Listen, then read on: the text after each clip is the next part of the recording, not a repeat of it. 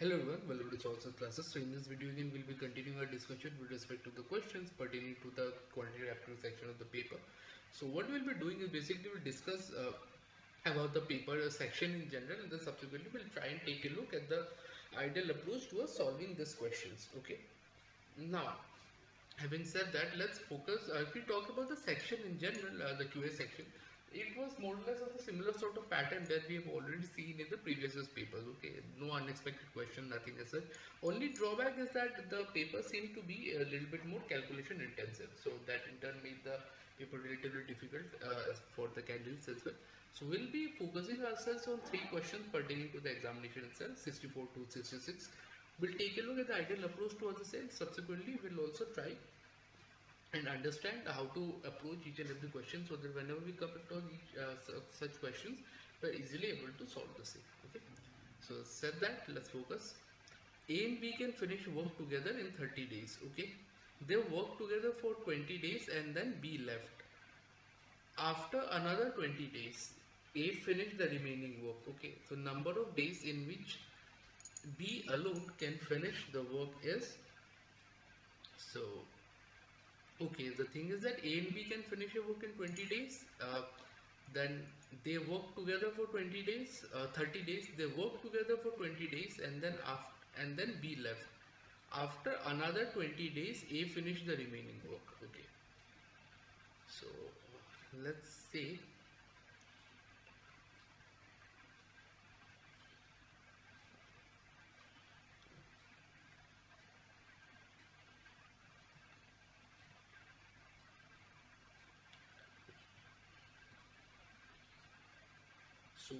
here we can say work done by A and B in 20 days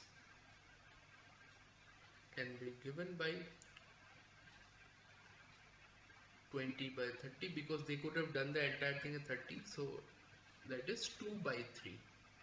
Okay, so therefore the remaining work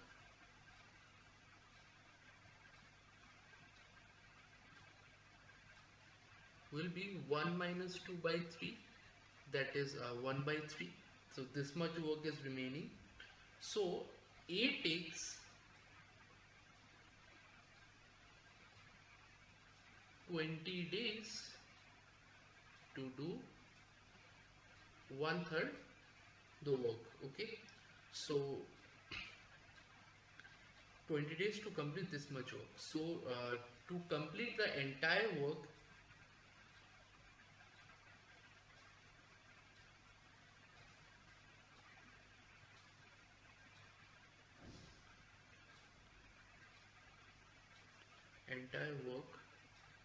A takes 20 into 3, and simply multiply 3 here and 3 here, so 60 days. Okay, because 20 days he complete 1/3, so 60 days he completes the entire thing. So therefore time taken by B to complete the entire work will also be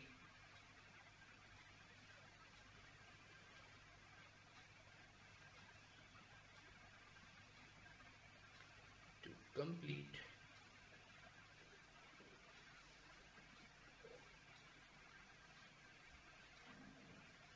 entire work will be 60 into 30 by 60 minus 30, that is 60 days.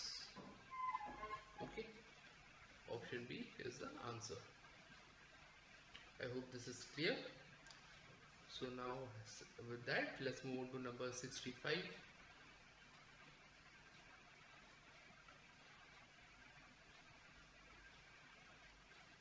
Is given xy by x plus y equal to a, xz by x plus z equal to b, and yz plus y plus z equal to c. Okay, so here what we can do is xy 65, so xy by x plus y can be written as, I'm going to be dividing the entire thing by xy and xy, numerator and denominator by xy. So we can write 1 by x plus 1 by y, and we'll do take the reciprocal of the same as well. So I'm just performing the operations all together. Similarly, for xz by x plus z, we can write this as 1 by x plus 1 by z equal to 1 by b, and yz by y plus z can be written as 1 by y plus 1 by z equal to 1 by c. Okay, now if I say this is equation 1, this is equation 2, and this is equation 3. Okay, now if I add all these three equations, that is 1 plus 2 plus 3, what I get is that 2 into 1 by x plus 1 by y plus 1 by z can be written as 1 by a plus 1 by b plus 1 by c, and 1 by x plus 1 by y plus 1 by z is 1 by twice a plus 1 by twice b plus 1 by twice c. Okay, so I hope this is clear. Now let this be equation 4. Now what we need is we need the value of x, right? We need the value of x. So let us do one thing. Let us subtract, perform the operation 4 minus 3. Okay, let's do this particular operation. So if we do the same, we'll have x and z, y and z component totally cancelled out. Then we can write 1 by twice a plus 1 by twice b plus 1 by twice c minus 1 by c. Okay, well, this can be further written as c ab minus bc, and the LCM will be 2ac. Okay, which can be further written as bc plus ac minus ab. C is there, 2ab minus ab by 2abc. So therefore x can be written as just the reciprocal, it is 2abc by bc plus ac minus ab. So bc plus ac minus ab, option A is the answer. I hope this is clear how we solve the same. So with that said, let's move on to number 66 now.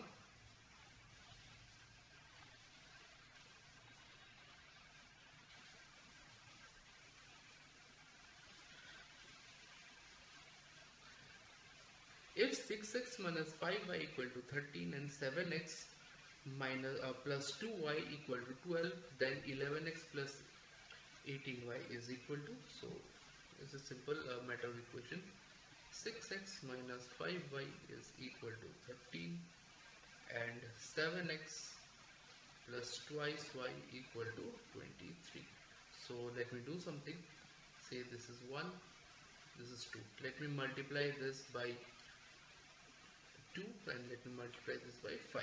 So it will come out to be 12x minus 10y equal to 26, and 5, that is 35x plus 10y equal to 5 3s are 15, 5 2s are 10, 115.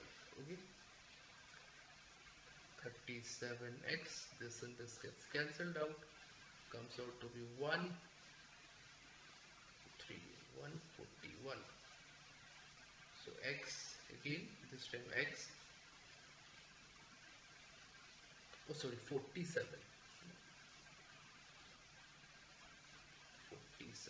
So x would come out to be 3. Therefore, subsequently substituting the value of x in any of the equation, y would come out to be 1. So therefore, what we have is 11x plus 18y, that is 11 into 3 plus 18, 33 plus 18, that is 51. 51 is the answer. So hopefully all of these three questions in this video are clear to you.